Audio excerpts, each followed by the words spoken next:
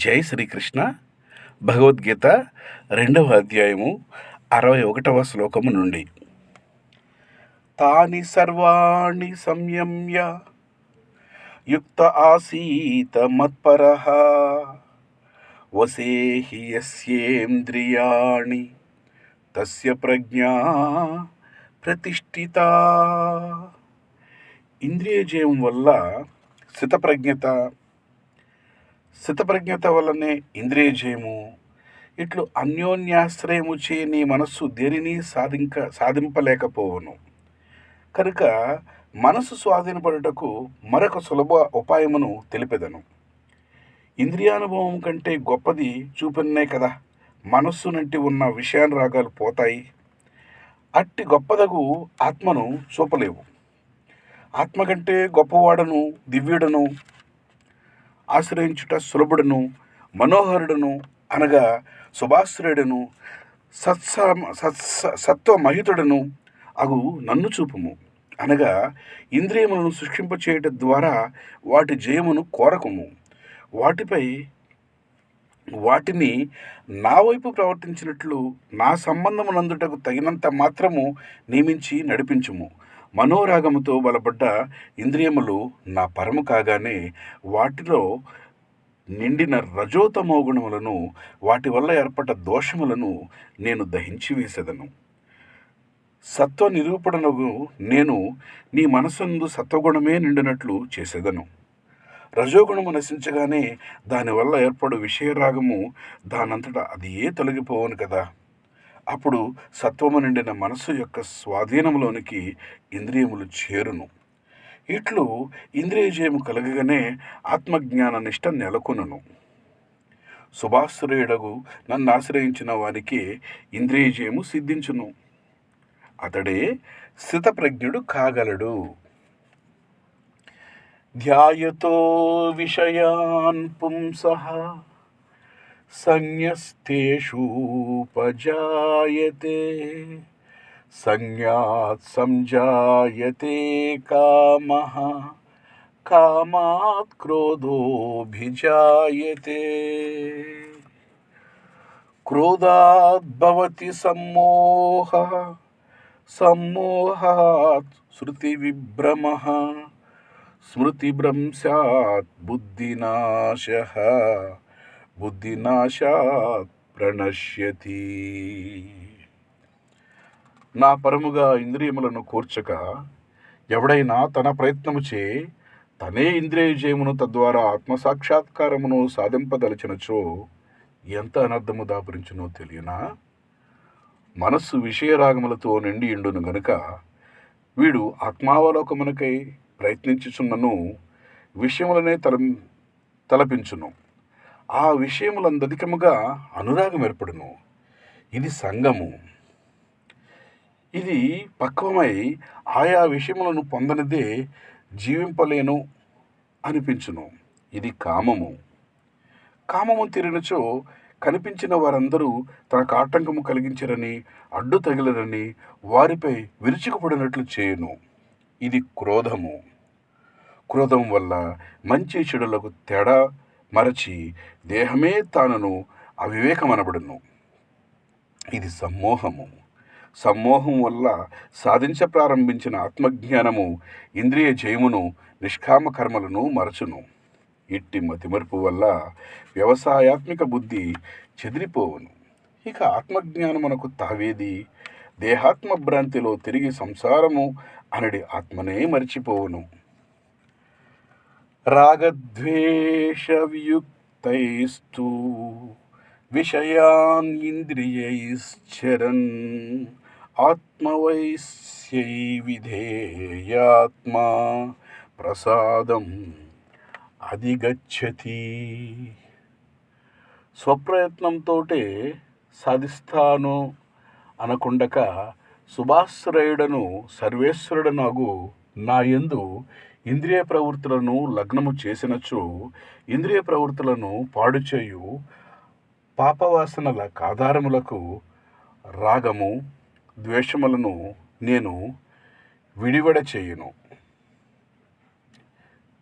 రాగద్వేషములను నేను విడివడ చేతును. అప్పుడు ఇంద్రియములు నీ వశములగును, మనస్సు నీవు చెప్పినట్లు ప్రవర్తించును. విషయములు ఇంద్రియముల ఎదుట పడినను స్వాధీనమైన మనస్సు కలవాడు అగుటచే వాటికి లొంగక తిరస్కరించి ప్రవర్తించగలుగుతావు. అప్పుడు నీవు నిర్మలమైన అంతఃకరణ కలవాడవు అగుచున్నావు. అట్టి నైర్మల్యమునకే మనఃప్రసాదము అని పేరు. ప్రసాదే సర్వదుఃఖానాం హానిరస్యోపజాయతే ప్రసన్నా చేతసో హ్యాసు బుద్ధి పర్యవతిష్టతే. ఆత్మజ్ఞానము ఏకదారగా సాగి ఆత్మసాక్షాత్కారమగుట కాటంకములు అగు ఆత్మజ్ఞానము ఏకదారగా సాగి ఆత్మసాక్షాత్కారమగుటకు ఆటంకములగు విషయ రాగములు, తద్వారా దుఃఖములను కలిగించు రజోతమో గుణములు కూడా నైర్మల్యము కలుగగానే నశించిపోవును. అట్టి నిర్మలాంతఃకరణము గల సాధకునికి అట్టి మనస్సునందే స్థితప్రజ్ఞత స్థిరపడి అతి శీఘ్రముగానే ఆత్మయందు యథాత్మ్య జ్ఞానమును సాక్షాత్కరించును. నాస్తి బుద్ధిరయుక్తస్య నచాయుక్తస్య భావనా నచాభావయత శాంతి అశాంతస్య కుతః సుఖం. మనస్సును సర్వసులభుడను అగు సర్వేశ్వరుడనకు నాయందు నిలుపని వానికి ఆత్మవిషయక జ్ఞానమే. మనస్సును సర్వేశ్వరుడును అగు నాయందు నిలుపుని వానికి ఆత్మవిషయక జ్ఞానమే కలుగును. ఆత్మజ్ఞానమే కలుగని వానికి ఆత్మధ్యానము సిద్ధించదు. సతతము ఆత్మమననము చేయువానికి విషయవాంఛలు తగ్గవు. ఇంద్రియ ఉద్రేకము శాంతించదు. శాంతమైన మనస్సు లేని వానికి సుఖమెక్కడిది? నిరతిశయానందమును ఎట్లు లభించును? ఇంద్రియాణం హి చరతాం యన్మనోను విధీయతే తదస్య హరతి ప్రజ్ఞాం వాయుర్నావ మివాంబసి. ప్రకృతిలో జీవించు సాధకుని ఇంద్రియములు ప్రకృతి యందలి విషయములను అనుభవించకుండా ఉండలేవు కదా. ఇంద్రియములకు ఆయా విషయములను అందించుచున్నప్పుడు మత్సరము చేయమని కదా ఉపదేశించితిని. మత్పరము చేయమని కదా ఉపదేశించితిని.